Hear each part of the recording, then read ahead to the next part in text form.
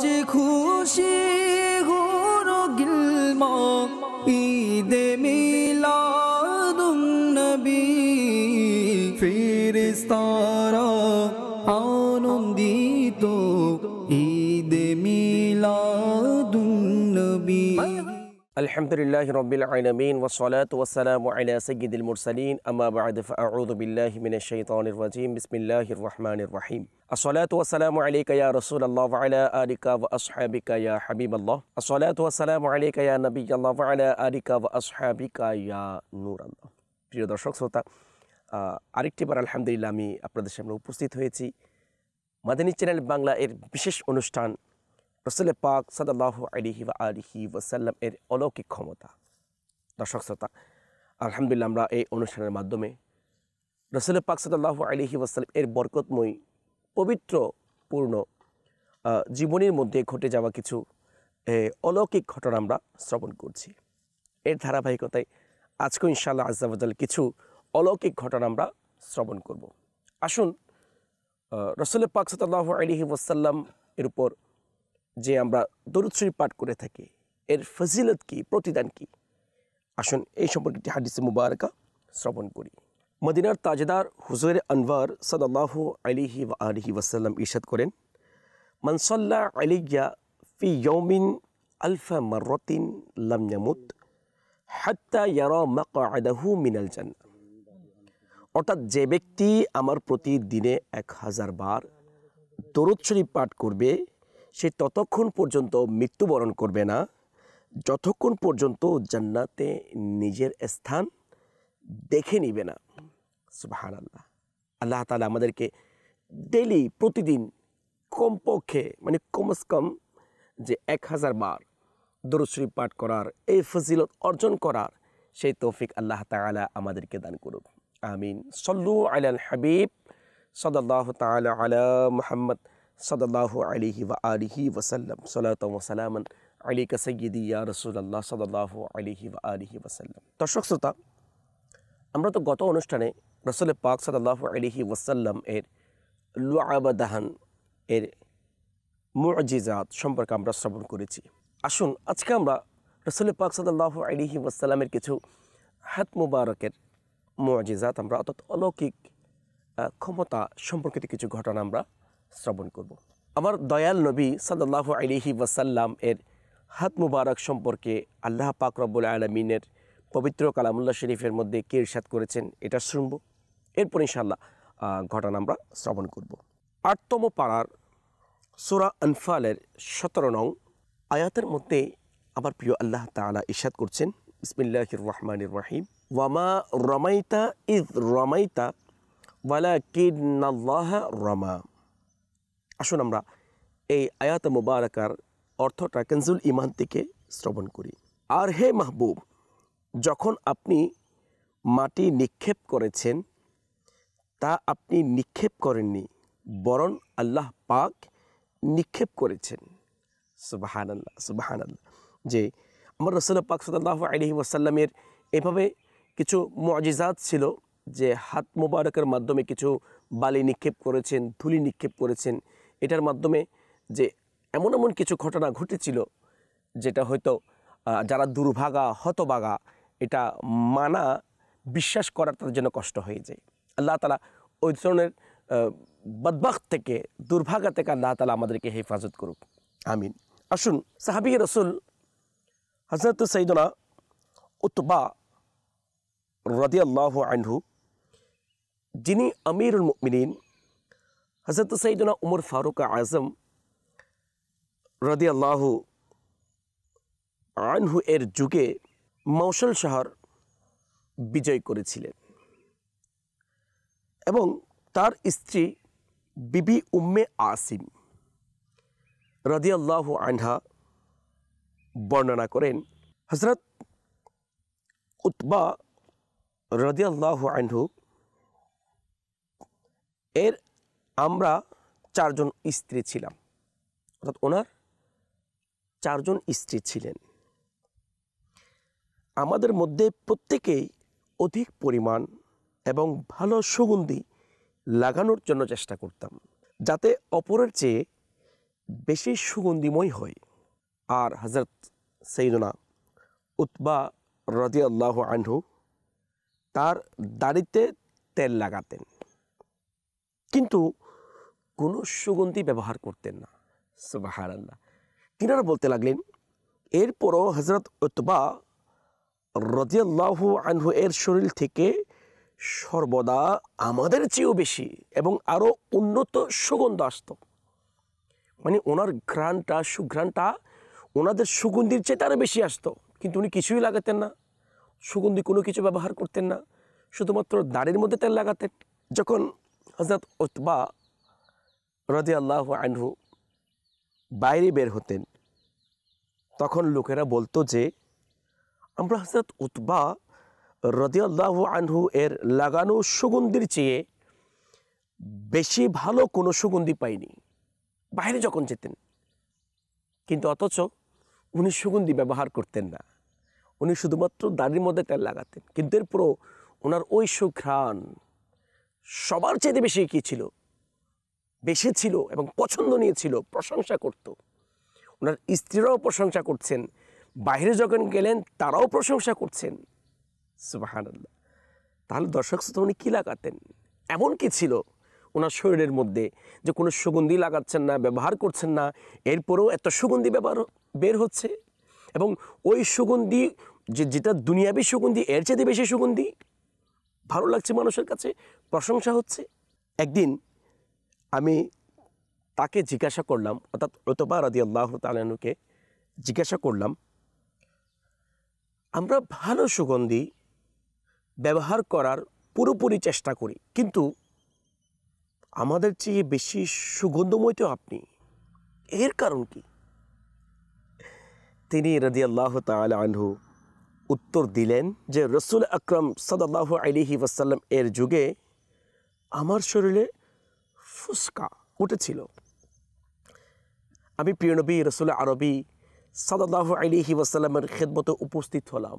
দেখুন দর্শক শ্রোতা, আপনি সাহাবীদের জীবনের মধ্যে পাবেন, আলাইহিমুর রিদওয়ানদের জীবনের মধ্যে পাবেন যে তারা কোনো মুসিবতের মধ্যে পড়লে, রোগাক্রান্ত হয়ে গেলে, পেরেশানির মধ্যে পড়ে গেলে দুনিয়ার কারো কাছে যেতেন না, সাথে সাথে আমার নবীর দরবারে চলে যেতেন।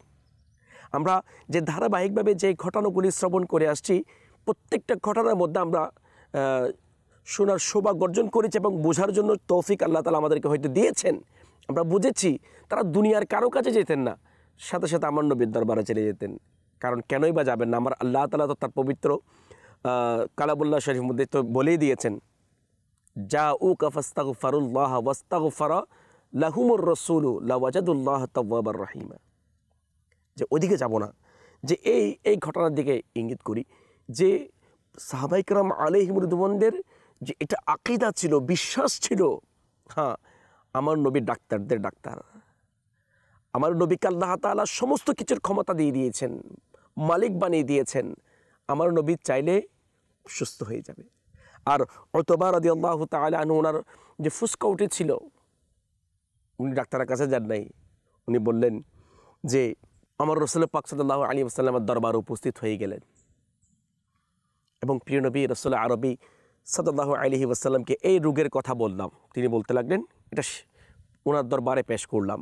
তখন রাসূল পাক সাল্লাল্লাহু আলাইহি ওয়াসাল্লাম আমাকে ইরশাদ করলেন, কাপড় খুলো, অর্থাৎ আমি সতরের স্থান ব্যতীত অবশিষ্ট কাপড় খুললাম এবং প্রিয় নবী হুজুর পুরনূর সাল্লাল্লাহু আলাইহি ওয়াসাল্লাম এর সামনে বসে গেলাম। সুবহানাল্লাহ। হুজুর পাক সাল্লাল্লাহু আলাইহি ওয়াসাল্লাম তার উভয় মুবারক হাতের তালুতে দম করে আমার শরীরে বুলিয়ে দিলেন। তখন থেকে আমার শরীর থেকে সুগন্ধ আসতে থাকে। আয় হায় হায় হায়, আল্লাহু আকবার। প্রিয় দর্শক শ্রোতা, দেখুন যে উন্নত মানের সুগন্ধি ব্যবহার করছেন, তাদের ওই উন্নত মানের সুগন্ধির চাইতে আমার নবীর সাল্লাল্লাহু আলাইহি ওয়াসাল্লাম শুধুমাত্র হাত মুবারক বুলিয়ে দিয়েছেন। প্রথমত তো তার যেটা অসুস্থতা ছিল, রোগ ছিল, সেটা ভালো হয়েছেন, সাথে সাথে তার শরীর সব সময়ের জন্য পবিত্র এবং সুগন্ধিময় হয়ে গিয়েছেন। উনি আতর ব্যবহার করতেন না, সুগন্ধি ব্যবহার করতেন না। ওই অবস্থায় ওনার শরীর থেকে, দেহ থেকে এমন সুগন্ধি, এমন বরকতময় পবিত্র সুগন্ধি, সুঘ্রাণ বের হতো, যেটা নিয়ে আশেপাশে মানুষরা বলতে বাধ্য হতো, আমরা এত দামি দামি সুগন্ধি ব্যবহার করি, কিন্তু এর চেয়ে আপনি যে সুগন্ধি ব্যবহার করছেন এর সুঘ্রাণ বেশি। আপনি কোন সুগন্ধি ব্যবহার করছেন এটা প্রশ্ন করতেন। কিন্তু উতবা রাদিয়াল্লাহু তাআলা আনহু কোনো সুগন্ধি ব্যবহার করতেন না। উতবা রাদিয়াল্লাহু তাআলা আনহুর এই শান, এই মর্যাদা শুধুমাত্র আমার দয়ার নবীর বদৌলতে, আমার দয়ার নবী সাল্লাল্লাহু আলাইহি ওয়াসাল্লামের হাত মুবারকের ছোঁয়া, দয়া পাওয়ার বদৌলতে।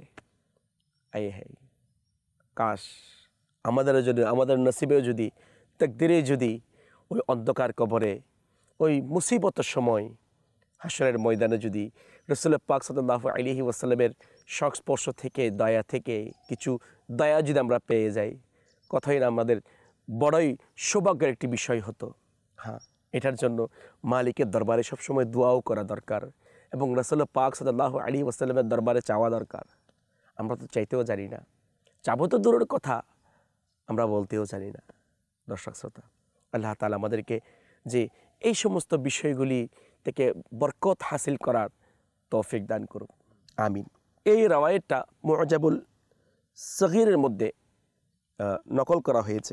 একটি বর্ণনা এভাবে আসছে, হযরত আসিদ বিন আবু আনাস রাদিয়াল্লাহু আনহু বলেন, রাসূল পাক সাল্লাল্লাহু আলাইহি ওয়াসাল্লাম একবার আমার চেহারা ও বুকে তার নুরানি হাত বুলিয়ে দিলেন। তার বরকত এভাবে প্রকাশ পেল যে আমি যখনই কোনো অন্ধকার ঘরে প্রবেশ করতাম সে ঘর আলোকিত হয়ে যেত। সুবহানাল্লাহ, যে আমার নবী পাক সাল্লাল্লাহু আলাইহি ওয়াসাল্লামের নুরানি হাত মুবারক লেগেছেন। এখান থেকে এটাও আমরা মাদানী ফুল নিতে পারি, শিক্ষণীয় বিষয় আমরা চাইলে পয়েন্ট নিতে পারি। আমার নবী সাল্লাল্লাহু আলাইহি ওয়াসাল্লাম এর হাত মুবারক লাগার কারণে দেখুন, ওই ব্যক্তি বলছেন যখন কোনো অন্ধকার ঘরে প্রবেশ করতেন তখন ওই অন্ধকার ঘর আলোকিত হয়ে যেত। প্রিয় দর্শক শ্রোতা, আমরা রাসূল পাক সাল্লাল্লাহু আলাইহি ওয়াসাল্লাম এর পবিত্র বরকতময় হাত মুবারক এর অলৌকিক ক্ষমতা সম্পন্ন ঘটনা আমরা শ্রবণ করে আসছি। আসুন আরেকটি রওয়ায়াত আমরা শ্রবণ করি। হযরত আয়েস বিন সাইদ জাসরি রাদিয়াল্লাহু আনহু রাসূল পাক সাল্লাল্লাহু আলাইহি ওয়াসাল্লাম এর খেদমতে উপস্থিত হলেন আর আরজ করলেন, ইয়া রাসূলুল্লাহ সাল্লাল্লাহু আলাইহি ওয়া আলিহি ওয়াসাল্লাম, আপনি আমার চেহারায় আপনার মুবারক হাত বুলিয়ে দিন ও বরকতের দোয়া করে দিন। তখন রাসূল পাক সাল্লাল্লাহু আলাইহি ওয়াসাল্লাম এমনই করলেন, অর্থাৎ তার চেহারায় হাত বুলিয়ে দিলেন এবং বরকতের জন্য দোয়া করলেন। তো দর্শক শ্রোতা, কিতাবের মধ্যে বর্ণনা করা হচ্ছে তখন থেকে হযরত আয়েস রাদিয়াল্লাহু আনহু এর চেহারা সতেজ এবং নুরানি থাকত। সুবহানাল্লাহ, সুবহানাল্লাহ। আল্লাহ তাআলা যে আমার দয়াল নবীর ওই হাত মুবারকের বরকতে যারা যে অনেক সময় দেখা যায় চেহারা পরিষ্কার না, সুন্দর না, তাদের চেহারাও সুন্দর হয়ে যায়। হ্যাঁ, আমার দয়াল নবীকে আল্লাহ তাআলা এমন নূর, এমন দয়া করেছেন যে আমার দয়াল নবী যে নূরের তৈরি এটা প্রমাণ বহন করে যে যাকে যেখানে হাত বুলিয়ে দিতেন ওই স্থান বরকতময় এবং নুরানি হয়ে যেত, আলোকিত হয়ে যেত। সুবহানাল্লাহ। যেমন হযরত সাইয়েদনা আবু সিনান আবদি সাহাবী রাদিয়াল্লাহু আনহু এর চেহারায় নবী করিম রউফুর রহিম সাল্লাল্লাহু আলাইহি ওয়া আলিহি ওয়াসাল্লাম, রাসূল পাক সাল্লাল্লাহু আলাইহি ওয়াসাল্লাম এর মুবারক হাত বুলিয়ে দিলেন। সুবহানাল্লাহ। কিতাবের মধ্যে বলা হচ্ছে দর্শক শ্রোতা, অর্থাৎ তিনি রাদিয়াল্লাহু আনহু এর বয়স 90 বছর হয়ে গেল, কিন্তু তার চেহারার বিদ্যুতের নিয়ে জ্বলত। আল্লাহু আকবার। ওই ব্যক্তি শুধুমাত্র এই বরকতে, ওনার বয়স 90 বছর হয়েছে, এরপরও ওনার চেহারার মধ্যে নূর চমকাচ্ছিল এবং ওনার চেহারা আলোকিত ছিল আমার দয়াল নবীর হাত মুবারকের বদৌলতে। কেমন ক্ষমতা, কেমন শান আমার দয়াল নবীর হাত মুবারকের মধ্যে আল্লাহ তাআলা দান করেছেন। সুবহানাল্লাহ।